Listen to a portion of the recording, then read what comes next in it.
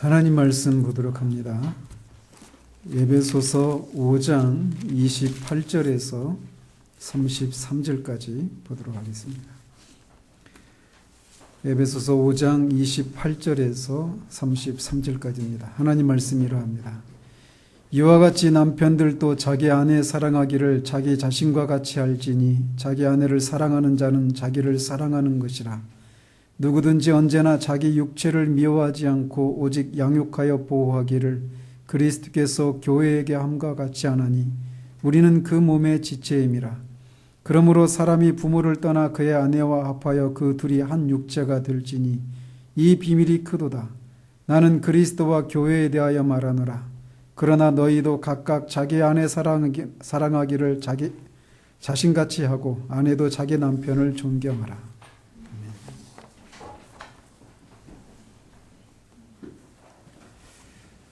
지난주는 남편이 아내를 사랑하되 그리스도께서 자신의 몸인 교회를 사랑하는 것처럼 사랑해야 한다는 사실을 살피면서 교회와 그리스도와의 관계를 교회를 그리스도의 몸에 비유하고 있는 이것이 의미하는 것이 무엇인지에 대해서 살펴보았습니다. 그러면서 교회와 그리스도와의 관계를 첫째 아담과 하와와의 관계로 이끌어가고 있는 것을 통해 아담과 하와가 가지고 있는 관계와 그리스도와 교회가 가지고 있는 것이 어떻게 유비를 이루고 있는지를 우리가 살펴보았습니다. 그리고 또한 교회가 그리스도의 뼈와 살인 그런 신부이기 때문에 그 교회가 그리스도로부터 어떤 특권과 영예와 그런 사랑을 받는 존재인지에 대해서 우리가 살펴보았습니다. 이제 구체적으로 남편이 아내를 어떻게 사랑해야 하는지를 우리가 살펴볼 수 있게 된 것이죠. 이처럼 사도는 결혼관계 속에서 남편과 아내의 각자 역할이 무엇인가를 알기 위해서는 교회와 그리스도와의 관계를 이해해야 한다라고 하는 것을 우리에게 말해주고 있습니다. 즉, 곧장 아내는 남편에게 복종하라 또는 남편은 아내를 사랑하라 이렇게 권면하고 있지 않고 교회가 그리스도에게 복종하는 것처럼 또는 교회가 그리스도의 뼈와 살인 것처럼 그 몸을 그렇게 돌보는 것처럼 이와 같이 이처럼이라고 한 이런 말을 먼저 한 후에 각자 남편과 아내로서 어떤 의무를 결혼관계 속에서 어떤 의무를 감당해야 하는가를 말하고 있다는 겁니다. 이것은 우리가 그리스도인의 어떤 삶을 살기에 앞서서 우리가 어떤 행동을 해야 되는지 어떤 삶을 살아야 되는지를 우리가 아는 것보다 더 먼저 우리에게 요구되는 것이 있는데 그게 뭐냐? 기독교인에 대한 우리가 먼저 이해하고 알아야 할 그런 진리에 대한 그런 이해가 먼저 있어야 한다는 겁니다. 즉 진리에 대한 어떤 이해가 먼저 있어야 한다라는 거예요. 기독교인인 남자와 여자가 결혼하면 두 사람이 다 그리스도인이니까 자연스럽게 자동적으로 성경적인 결혼 생활을 할 수 있는 것이 아닌 것입니다. 기독교인인 두 사람이 결혼하면 두 사람 사이에 아무런 문제나 어려움이 없이 행복하고 의미가 있는 결혼 생활을 자동적으로 하게 되어 있는 것이 아니라는 거예요. 만약 그렇게 된다면 우리는 서신서의 상당 부분은 기록될 필요가 없었을 것이라고 말할 수 있습니다. 우리가 이미 여러 차례 살폈지만 서신서의 구조는 크게 두 부분으로 나눌 수 있어요. 그래서 앞에서는 교리적인 언급을 하고 그 뒷부분에서는 그 교리에 근거한 권면과 실제적인 적용을 하는 것으로 서신서가 그렇게 이루어져 있단 말이죠. 즉 우리의 이해를 요구하는 교리적인 부분에 대한 이해가 선행되지 않은 채 곧장 적용으로 들어가서 기독교인의 삶을 자동적으로 살아가게 되는 것이 아니기 때문에 서신서는 많은 부분을 할애해서 기독교인의 삶을 살기 위해 필요한 교리를 먼저 진술하고 있는 것입니다. 결혼 생활을 영위하는 것도 마찬가지입니다. 남편이나 아내가 각자 역할을 감당하기 위해서는 먼저 교회와 그리스도와의 관계에 대한 이해가 먼저 요구되는 것이에요. 이런 이해가 깊으면 깊을수록, 그리고 그 이해를 자주 생각하면 생각할수록 우리는 좀 더 성경적인 결혼 생활을 영위할 수 있는 가능성이 더 높아지는 것입니다. 반대로 우리가 성경적인 결혼 생활을 누리지 못하고 어려움을 겪는 이유는 우리가 교회와 그리스도와의 관계를 생각하지 않는 것에 있다고도 할 수 있습니다. 또는 교회와 그리스도와의 관계에 대한 이해가 부족하기 때문이다라고 말할 수 있단 말이에요. 그래서 우리는 결혼 생활을 하면서 결혼 생활이라고 하는 것은 이런 것이야 라고 하는 생각을 성경을 통해서 가르침을 받기보다는 우리가 늘 접하는 어떤 TV 드라마나 영화나 어떤 유명한 사람들의 결혼 생활이나 소설이나 이런 것을 통해서 그냥 그런 것으로부터 습득한 그런 결혼에 대한 그런 생각들을 하는 경우들이 있단 말이죠. 그것은 필연적으로 우리의 결혼 생활을 실패로 이끌고 맙니다.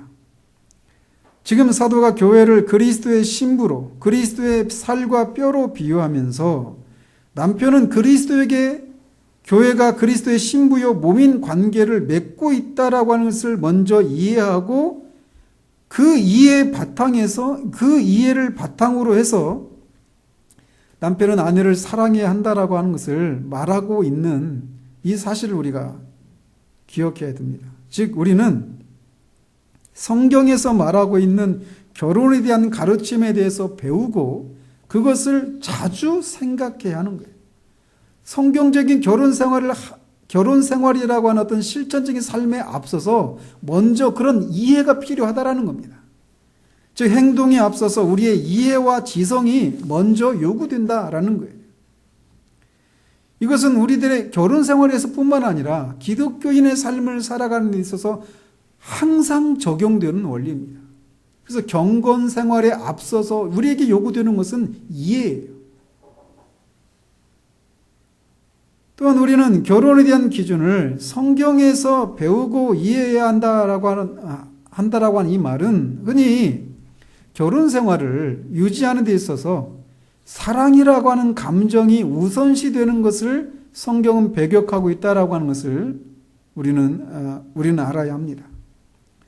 우리의 감정은 이성의 통제를 받아야 합니다. 물론 우리의 이성은 성령과 성경의 통제를 받아야 한다라고 하는 것을 전제로 하고 말씀을 드리는 거예요. 성경과 성령의 통제를 받은 이성의 지배를 감정이 받아야 되는 거예요.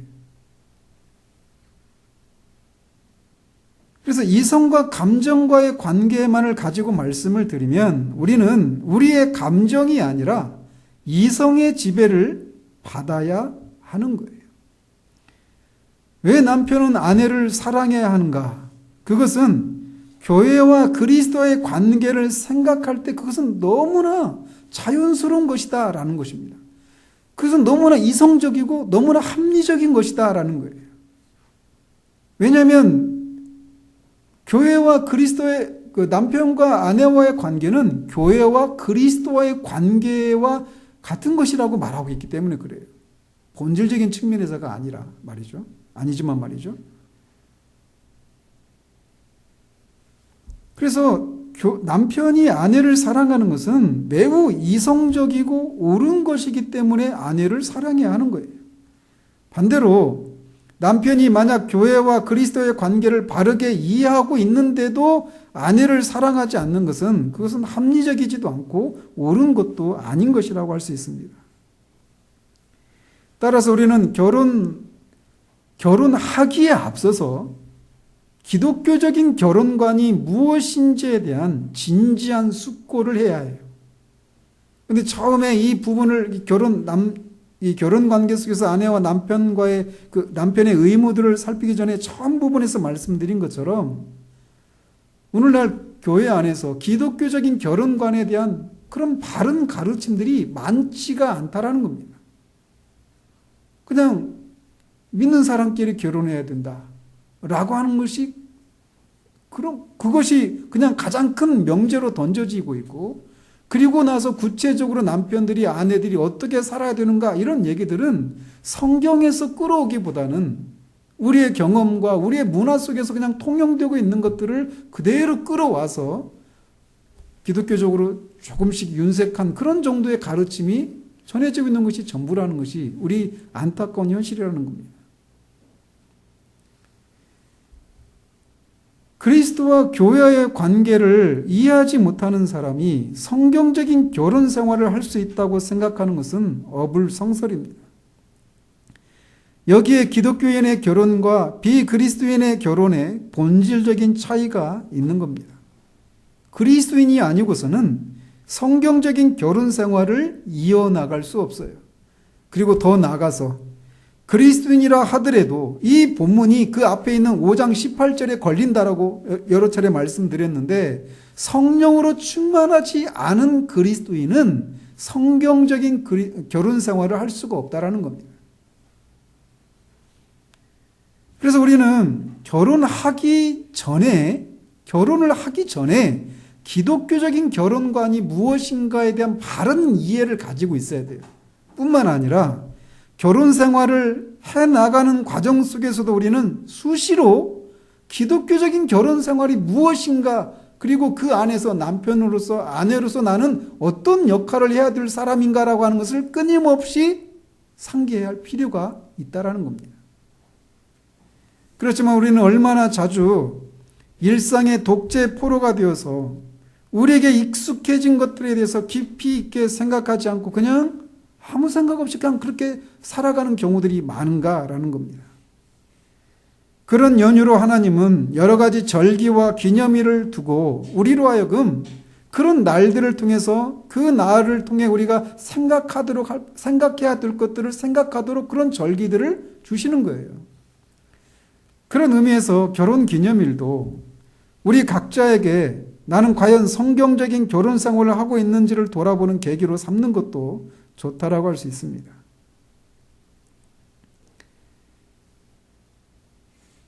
사도는 교회를 그리스도의 몸에 비유하면서 남편과 아내와의 관계도 그런 것이라고 말을 하고 있습니다. 그러면서 둘이 한 몸을 이룰지니라 라고 하는 이런 말을 통해서 남자와 여자가 만나서 이루는 결혼 생활에 있어서 가장 본질적인 것이 무엇인가를 우리에게 말해주고 있는데, 그것은 서로 간의 연합이라고 하는 것을 우리에게 말해주고 있습니다. 지난주에도 말씀드렸지만 신부와 신랑의 관계보다 더 깊고 생명적인 관계는 머리와 몸과의 관계입니다. 이 둘은 서로가 없이는 온전한 하나가 될 수가 없어요. 그래서 서로 뗄래야 뗄 수 없는 생명적인 연합을 이루고 있는 것이 바로 머리와 몸과의 관계입니다. 둘이 한 몸을 이룰지니라. 둘이 만나서 하나가 되는 것, 그것이 바로 결혼을 통해 드러내야 할 모습이다라는 겁니다. 지난번에 남편이 아내의 머리라고 하는 것을 설명하면서 남편과 아내와의 관계를 한 팀의 주장과 팀원과의 관계에 비유할 수 있다고 말씀을 드렸잖아요. 그래서 그 팀이 승리라고 하는 한 가지 목적을 이루기 위해서 남편은 주장으로서, 아내는 한 팀원으로서 한 마음으로 그렇게 팀워크를 이루어서 그렇게 나가는 것, 이것이 결혼 생활이다라고 이렇게 비유할 수 있다고 말씀을 드렸는데, 사도는 그것에서 더 나가서 남편과 아내와의 관계를 머리와 몸과의 관계에 비유하고 있다는 겁니다. 즉 결혼 생활은 한 팀을 이룬 것 이상이라고 하는 것을 말해주고 있는 거예요. 그래서 남편과 아내는 서로에게 하나를 이루는 데 있어서 없어서는 안 되는 한쪽이라고 하는 그런 개념을 담고 있는 것입니다. 그래서 한쪽이라도 없으면 온전한 하나가 될 수 없는 관계가 남편과 아내와의 관계라고 말하고 있는 거예요. 즉 결혼 생활에 있어서 아내는 남편에게 있어서 없어서는 안 되는 중요한 어떤 부품, 이런 정도가 아니라 서로에게 없어서는 안 되는 그런 관계라고 말을 하고 있는 거예요. 따라서 결혼에 있어서 서로의 존재를 따로 떼어놓고 생각하는 일은 있어서는 안 되는 것입니다. 이것은 남편이나 아내 모두에게 해당이 되는 거예요. 그렇지만 여기서는 1차적으로 남편의 의무로서 그것을 말하고 있는 겁니다. 따라서 이렇게 둘이 만나서 하나가 되어서 연합을 이루는, 연합과 조화를 나타내는 이것이 결혼을 통해 드러내는 것인데, 그 연합을 이루는 데 있어서 가장 방해가 되는 것이 있다면 그게 무엇일까요? 그것은 바로 자아입니다. 자아.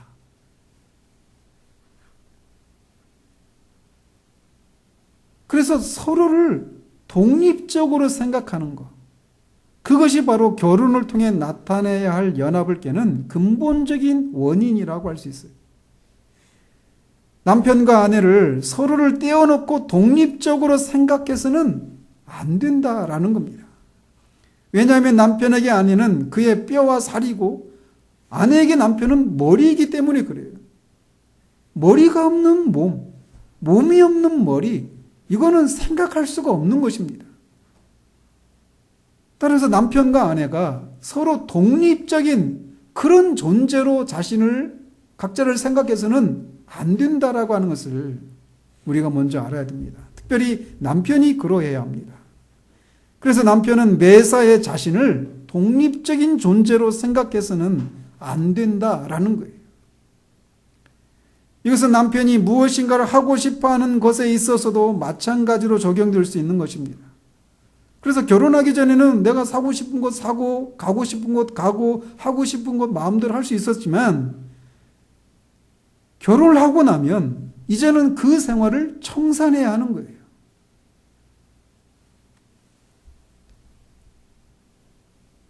다른 말로 말하면 그는 이제 자기를 중심으로 생각하는 이 생활을 청산해야 하는 겁니다. 그게 결혼 생활을 하면서 해야 될 가장 근본적인 그런 생각이고 생활이라는 것입니다. 결혼을 하고도 여전히 혼자 살았던 때의 습관이 몸에 배어서 자신이 하고 싶은 것들을 하려는데 아내 때문에 못한다라고 하는 생각을 하면서 아내를 자신이 하고 싶은 것을 방해하는 그런 존재로 생각하는 것은 어리석기 짝이 없는 것입니다.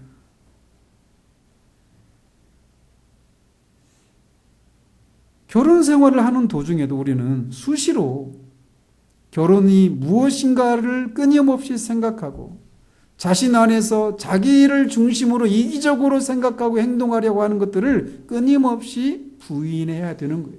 그런 것이 없이는 둘이 하나가 되는 그런 연합을 나타낼 수가 없다라는 겁니다. 아내는 남편의 일부입니다. 뼈와 살이 없는 나는 존재할 수 없어요. 결혼이 바로 그런 것입니다. 그러니 결혼이라고 하는 것이 얼마나 심오한 그런 것인가 라고 하는 것을 우리가 알 수 있는 거예요. 그런데 얼마나 자주 아내를 자신이 하고자 하고 가고자 하는 일에 있어서 방해가 된다라고 하는 생각을 하면서 사는 경우들이 많은가라는 겁니다. 이런 것에 있어서 저도 예외가 아니에요. 폴 워셔가 결혼을 하고 나서 자신이 얼마나 이기적인 존재인지를 깨닫게 되었다라고 하는 그런 설교를 들은 적이 있습니다. 결혼하기 전에 그는 하나님을 깊이 만난 사람이었어요. 그리고 페루의 정글에까지 가서 목숨의 위협을 무릅쓰고 복음을 전할 정도로 그렇게 주님께 헌신되었던 사람이 자신이었단 말이에요. 선교사로 그렇게 자신의 목숨의 위협을 무릅쓰고 그렇게 복음을 전하는 일을 했단 말이죠. 그런데 막상 결혼을 하고 나니까 자신이 그렇게 이기적인 사람이었구나라고 하는 것을 깨닫게 되었다라고 그런 고백을 하는 것을 보게 되었는데, 우리가 자주 그렇게 생각한다라는 거예요. 왜 그런 생각을 하는가? 아내가 나의 일부다. 내 뼈와 살과 같은 존재다. 그래서 없어서는 안 되는 존재다. 결혼하는 순간 나는 아내와 그런 관계를 맺고 있다는 사실들을 우리가 망각하면 아내를 어떤 내가 하고 싶은 것을 방해하는 그런 존재로 생각하는 것 때문에 그런 마음이 드는 거예요. 남편에게 있어서 아내는 그의 몸입니다. 그래서 우리가 우리 몸을 사랑하는 것이 너무나 당연하고 우리의 몸을 떠나 우리가 존재할 수 없는 것처럼 남편에게 아내가 그런 존재라는 생각을 늘 붙들고 있어야 하는 겁니다. 남편들도 자기 아내 사랑하기를 자기 자신과 같이 알지니 라고 사도는 말합니다. 우리가 우리 몸을 사랑하는 것은 나와 동떨어져서 몸을 사랑하는 것이 아니라 몸을 사랑하는 것은 곧 우리 자신을 사랑하는 것입니다.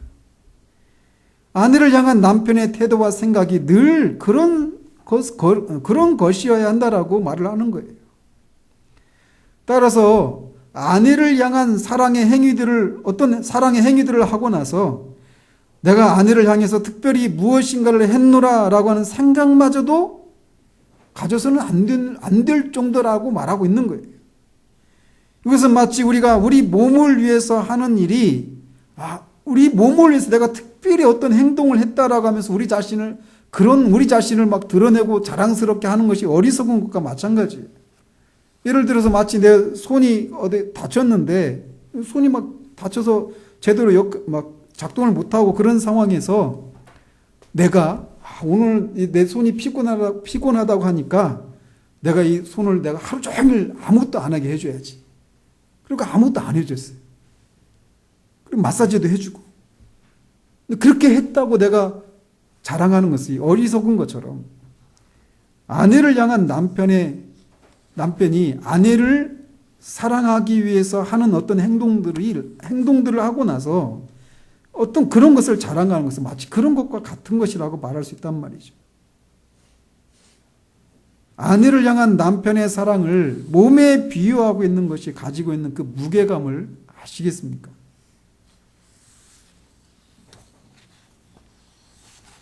만약 아내를 자신의 뼈와 살과 같은 그런 존재로 생각해서 뗄래야 뗄 수 없는 나의 일부라고, 그래서 아내가 없으면 나도 존재할 수 없는 그런 생각을 우리가 가지고 있다라면 남편이 아내에게서 떨어져 나오려고 하는 생각을 할 수 있겠습니까? 이것은 반대로도 마찬가지예요. 이것은 내 몸에 어떤 것이 내 마음에 들지 않는다고 손이나 발을 자르고 나서도 여전히 온전한 나로 존재하려고 하는 것이 어리석은 것과 같은 이치인 것입니다. 거듭 말씀드리지만 이것은 서로에게 다 해당이 되는 거예요. 이렇게 남편과 아내와의 관계를 머리와 몸에 비유하고 있는 것이 심오한 이유인 것입니다.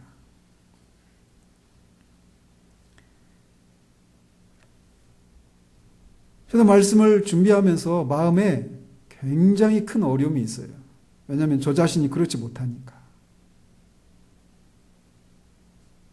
그러나 성경이 말하고 있는 이 우리의 기준치는 이상적인 결혼 생활의 모습은 그런 것입니다.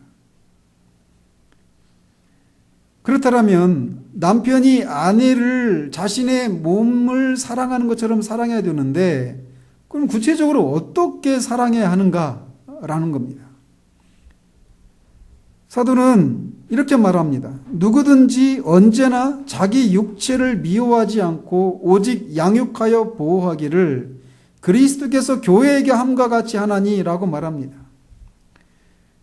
여기서 우리가 우리 육체를, 우리 몸을 위해서 하는 행동을 크게 두 가지로 사도는 나누고 있는데, 하나는 육체를 미워하지 않는 것, 즉 소극적인 측면에서 한 가지를 말하고, 좀 더 적극적으로는 양육하여 보호하기를 이라고 하는 말을 통해 우리 몸을 위해서 우리가 적극적으로 하는 행동을 말합니다. 즉 남편이 아내를 자기 몸을 사랑하는 것처럼, 자기 자신을 사랑하는 것처럼 사랑해야 되는데 그것은 두 가지로 나타난다는 거예요. 소극적인 측면에서 육체를 미워하지 않는 그런 모습의 사랑을 해야 된다라고 하는 것과 적극적인 측면에서 몸을 양육하고 보호하는 그런 일을 하는 것처럼 아내를 사랑해야 된다라고 말하고 있는 거예요. 그런데 우리가 우리 자신과 우리 몸의 관계를 가지고 이것을 좀 구체적으로 적용해 볼 수 있는데, 우리가 육체를 미워하는 것은 크게 두 가지로 나타날 수 있습니다. 하나는 육체를 학대하는 것을 통해서 육체를 미워하는 것을 드러낼 수 있어요. 또 하나는 육체를 무시하는 겁니다. 그래서 먼저 우리는 남편은 자신의 아내를 모욕하거나 학대하는 일을 해서는 안 된다라고 말할 수 있어요. 우리는 종종 음식을 과다하게 먹거나 술을 많이 마시거나 마약을 하거나 이런 것을 통해서 몸을 학대합니다. 그것은 우리 몸을 학대하고 어떤 면에서는 모욕하는 것이라고 할 수 있어요. 그런데 우리가 이렇게 과음을 하거나 어떤 좋지 않은 음식을 먹거나 과다하게 먹거나 마약하거나 이런 것을 통해서 우리 몸을 학대하는 것은 몸에게만 피해가 가는 것이 아니라 결국은 우리 자신에게 그 피해가 고스란히 오는 거예요.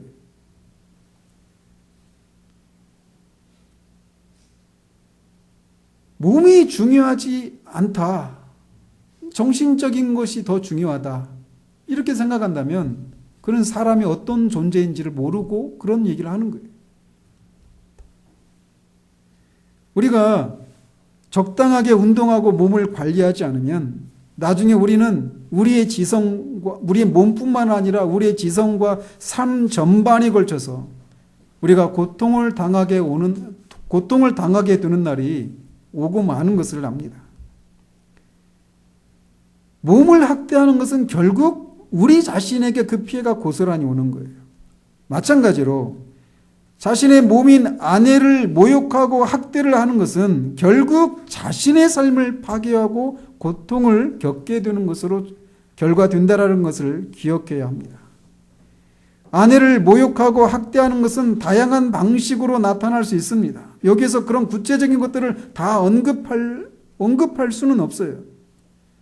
그래서 나는 아내를 모욕하거나 학대하지 않아요 라고 말할 수 있을지 모르지만 중요한 것은 내가 남편이 아내를 모욕하거나 학대하려고 하는 의도가 없이 그냥 자연스러운 말이나 행동을 했다고 하더라도 아내가 만약에 그렇게 내가 모욕을 느끼고 학대를 받는 것으로 느꼈다면 그건 모욕이고 학대인 것입니다.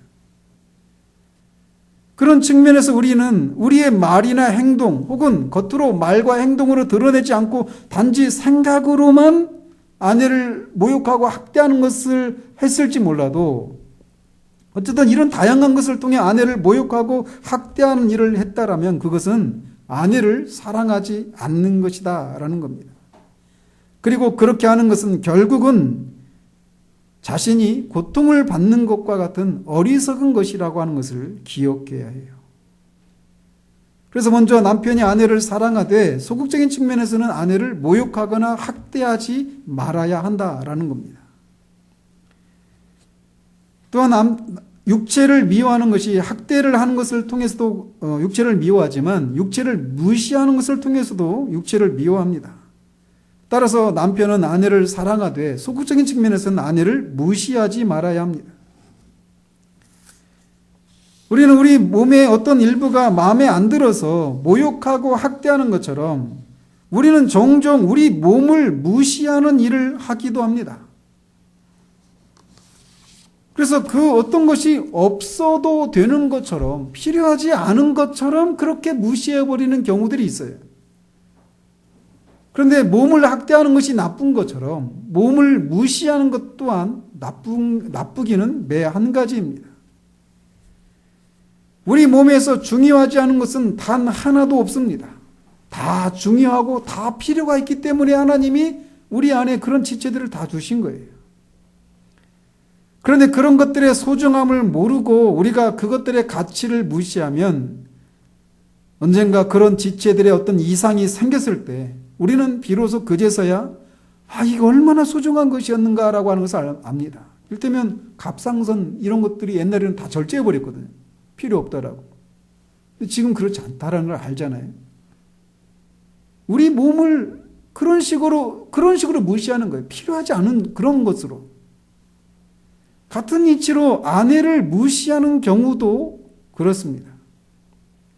그런데 이런 일이 또 얼마나 자주 일어나는지 모릅니다. 우리 몸의 어느 한 부분도 필요하지 않은 것이 없는 것처럼 결혼을 하고 나면 남편은 아내가 마치 필요하지 않은 존재인 것처럼 대하고 생각하는 일이 없어야 한다라는 거예요. 아내를 무시하는 이런 형태에 있어서도 다양한 모습으로 나타날 수 있습니다. 예를 들어서 어떤 모임에 아내를 동반하지 않는 그런 경우도 그렇습니다. 물론 아내를 동반하지 않아야 하거나 동반하지 않아도 되는 자리나 그런 일이 있을 수 있습니다. 그렇지만 그런 자리나 일이 아닌 것에도 아내를 무시하고 동반하지 않는 것은 아내를 무시하는 거예요. 오늘날은 조금 전보다 나아졌지만 우리나라에서도 그런 게 많잖아요. 동부인한다라고 하잖아요.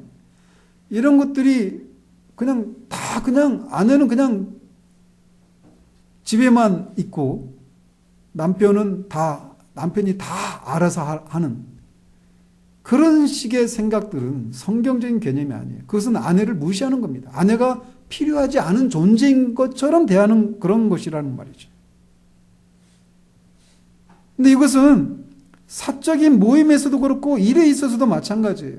심지어 하나님의 나라를 위한다라고 하는 하나님 나라 복음을 전한다라고 하는 그런 미명하에서 행해지는 아내를 무시하는 일도 마찬가지로 나쁜 일입니다.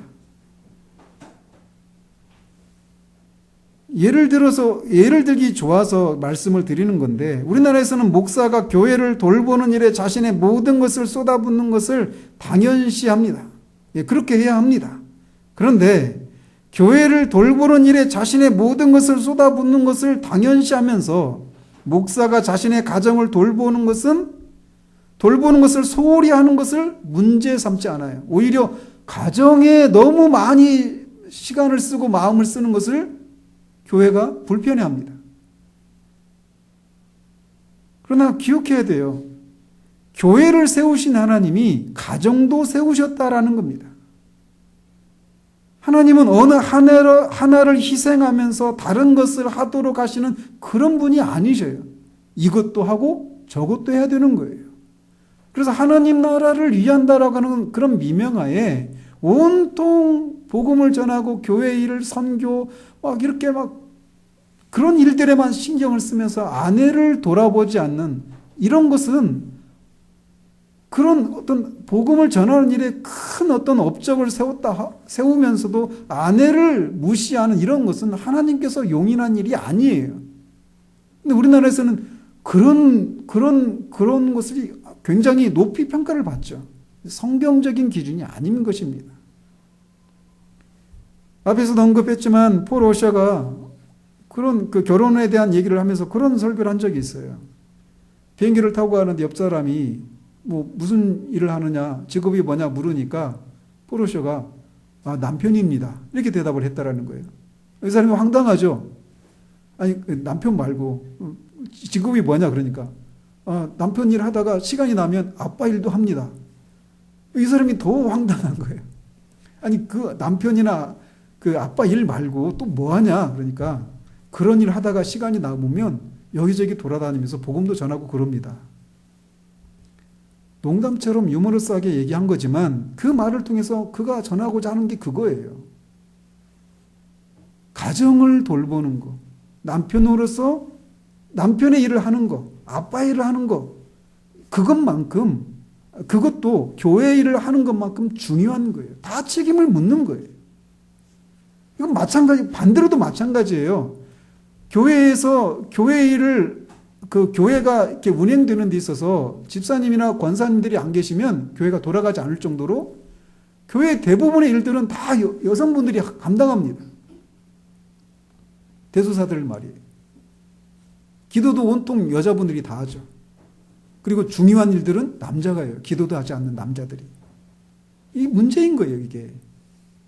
그런데 어쨌든 그래서 온통 목사님 섬기고 교회 섬기고 구역 섬기고 막 이런 일 하면서 가정은 소홀히 하는 성경적인 게 아니에요.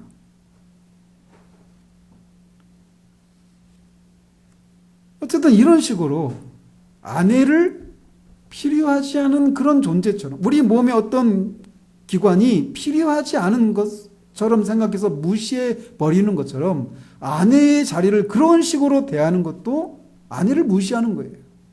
그런 일을 해서는 안 된다라는 겁니다. 육체를 미워하는 일을 해서는 안 돼. 육체를 미워하는 일을 미워하지 않는 것을 통해 우리 몸을 사랑하는 것처럼 아내를 모욕하거나 또는 학대하거나 무시하는 것을 통해 아내를 사랑하지 않는 그런 일을 해서는 안 된다라고 하는 것을 먼저 기억할 수 있어요. 이런 것이 아내를 향해서 남편이 해야 할 소극적인 측면의 의무라면 적극적으로 남편은 아내를 위해서 해야 될 일이 있습니다. 그래서 사도는 육체를 미워하지 않고 라고 하는 말에 이어서 오직 양육하여 보호하기를 이라고 하는 말을 덧붙이고 있는 겁니다. 육체를 미워하지 않을 뿐만 아니라 육체를 양육하고 보호해야 한다라고 말하고 있는 거예요. 이 말에서 우리가 유추할 수 있는 것은 몸은 어떤 양육을 받을 필요도 없고 또 보호를 받을 필요도 없는 그런 완벽한 상태로 항상 강건한 상태로 있는 것이 아니다라고 하는 것을 우리에게 말해주고 있는 겁니다.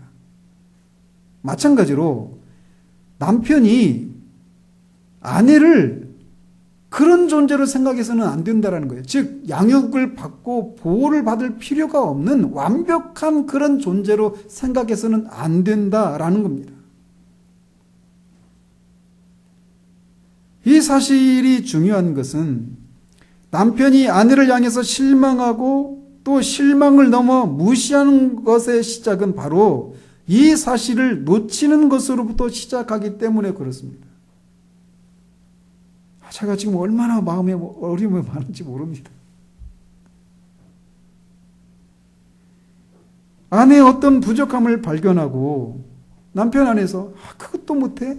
그것밖에 못해? 라고 하는 생각을 하는데 그 생각의 뿌리에는 마치 아내가 모든 면에서 완벽하고 더 이상 남편의 양육이나 보호를 받을 필요 없이 혼자서도 모든 것을 다 잘 해내야 하는 그런 존재로 인식하는 것이 자리하고 있다는 거예요. 그래서 그런 것이 자리하고 있기 때문에 어떤 실망스러운 어떤 실수나 이런 것을 볼 때 그런 생각을 하는 거란 말이죠. 따라서 먼저 남편이 아내를 향해서 가지고 있어야 될 생각은 아내는 완벽한 존재에서 항상 모든 것에서 완벽하고 남편의 도움이나 보호가 필요하지 않은 존재라고 하는 그 생각을 버려야 한다라는 겁니다. 아내는 남편의 양육과 보호를 받아야 할 필요가 있는 존재예요. 마치 우리 몸이 그런 것처럼 말이죠. 그래서 우리 몸을 우리는 양육하고 보호를 해야 되는데 먼저 우리가 우리 몸을 양육할 때 어떻게 양육을 합니까? 그것은 우리 몸에 필요한 영양소를 공급해주고 적당한 운동을 하는 것을 통해서 양육을 하는 겁니다. 또 우리 몸에 필요한 영양소를 공급하는 것으로 우리 몸의 양육을 다 했다라고 말할 수가 없어요. 그래서 우리가 그냥 영양소만을 탄수화물, 단백질 이렇게 영양소만을 먹는다고 생각해 보십시오. 그 즐거움이라고 하는 그런 요소들이 있잖아요. 그죠? 몸을 양육한다고 할 때는 그런 요소들도 같이 있는 거예요.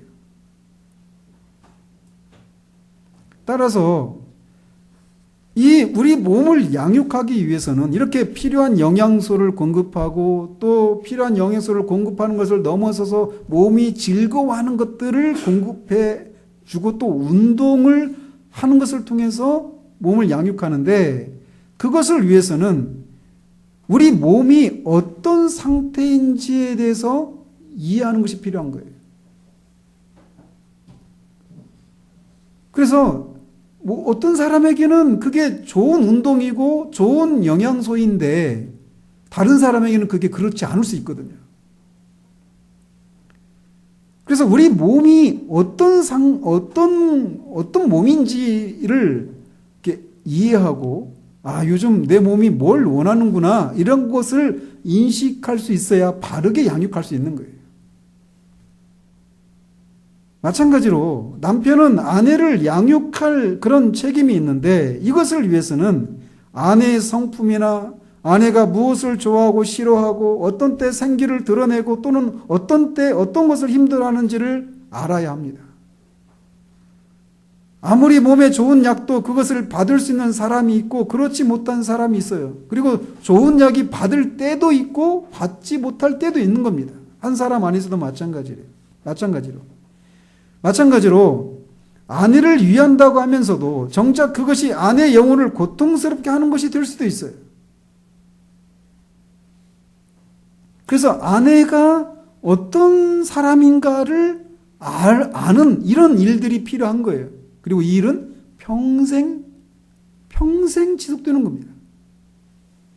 그래서 아내를 양육하는 이 일도, 그래서 그 아내가 필요한 것들을 그때그때 공급하고 제공하는 그런 일들이 남편이 해야 될 일이다라는 겁니다. 알아서 해. 나의 그런 양육을 받을 필요가 없어. 이런 존재가 아니라고 하는 것을 기억해야 한다라는 거죠. 그리고 몸을 양육하는 것은 운동을 통해서도 이렇게 양육을 하는데, 그 운동에 해당되는 것이 있다라고 한다면 대화를 나눈 것이라고 할 수 있어요.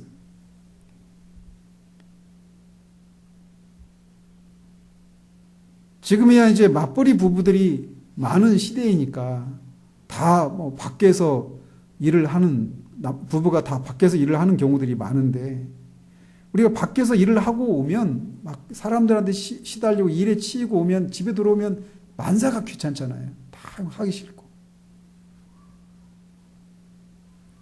근데 마찬가지로 몸이 막 고단하고 그러면은 운동하기 싫거든요. 근데 그런 상태에서 운동을 하지 않으면 더 몸이 찌뿌듯하고 더 안 좋아져요. 마찬가지로 그래서 운동을 해야 돼요. 마찬가지로 그 몸을 양육하는 데 있어서 운동이 한 방편인 것처럼 남편이 아내를 양육하는 데 있어서 대화가 대화가 운동에 해당된단 말이에요. 그래서 밖에서 시달리고 일에 치이고 사람에 치이고 하면서 막 쉬고 싶고 이런 마음이 있어서 막 집에 들어오면은 다 대화도 안 하고, 제가 지금 막 얼마나 마음에 오래 있는지. 그렇게 되기 쉬운데 그렇게 해서는 안 된다라는 겁니다. 집에 들어와서는 컴퓨터 게임이나 하고 주식이나 또 다른 것들에 자신의 시간의 대부분을 사용하면서, 또 그런 시간이라 하더라도 밖에서 누군가 어떤 사람에게, 특별히 그게 또 여자라면 더 큰 문제죠. 그런 사람들에게는 친절하게 이것저것 조곤조곤 대답을 하면서 정작 자신의 아내는 혼자 두는 것은 아내를 양육하는 것이 아니에요. 그래서 아내와 상의하고 아내의 의견을 듣고 조언을 구하는 대화를 나누어야 합니다. 혼자 살 때 그냥 말하지 않고 혼자 그냥 그렇게 지내는 것이 너무 익숙해져 있다 하더라도 결혼하면은 이제 그 생활을 청산해야 되는 거예요.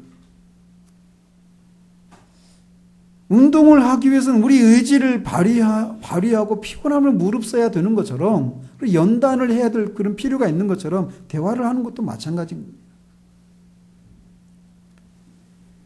아내와 대화를 나누는 것이 피곤하다고 대화를 나누지 않는 것은 몸이 피곤하다고 운동을 하지 않아서 초래되는 결과와 같은 것을 가져오게 됩니다.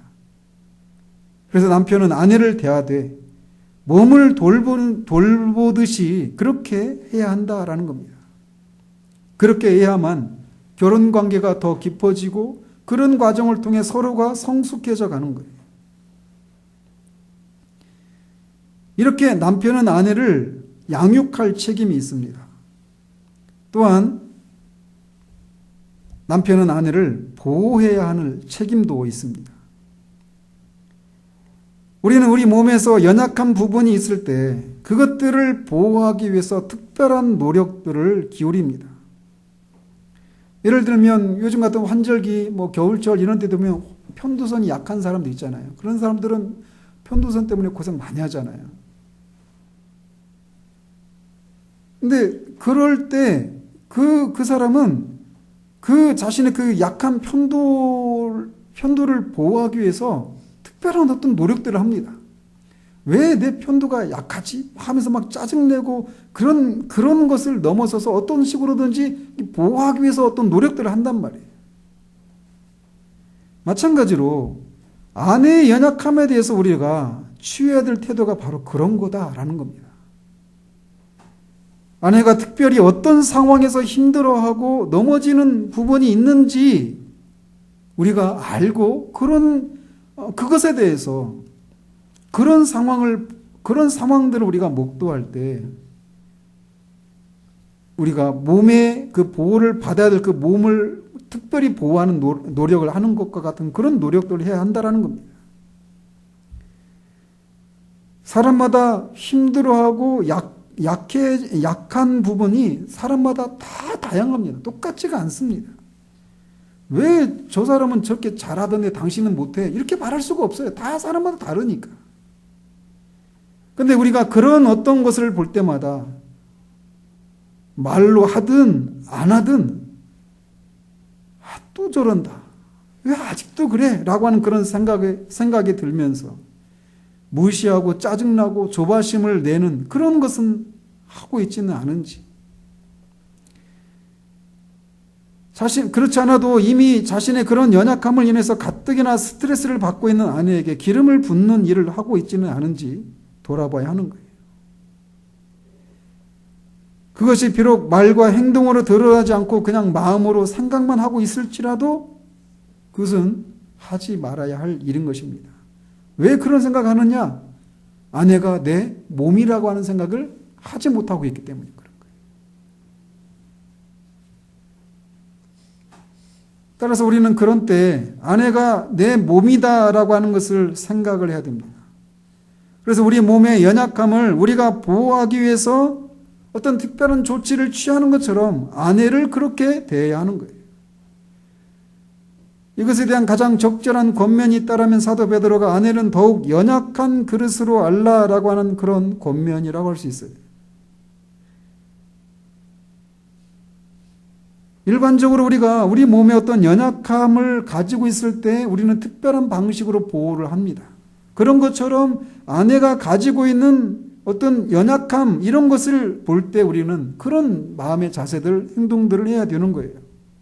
그런데 우리 몸이 특별히 어떤 중병에 걸리거나 불치병에 걸리는 경우도 있어요.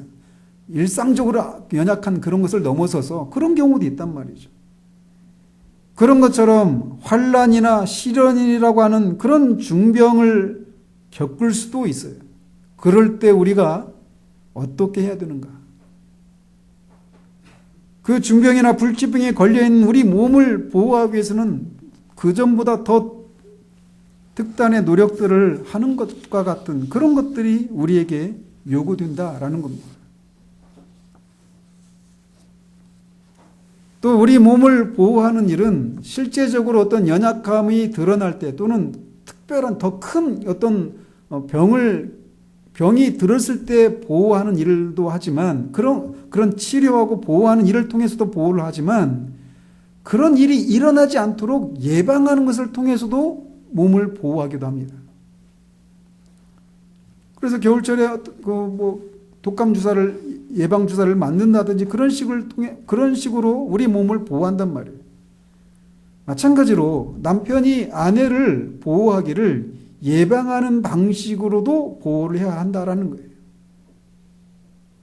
그래서 남편은 아내가 견고하게 설 수 있도록 어떤 인생의 그런 시련이나 환난을 맞았을 때 거기에서 강건하게 설 수 있도록 예방하는 그런 노력들을 해야 하는 거예요. 견고하게 세워주는 일들을.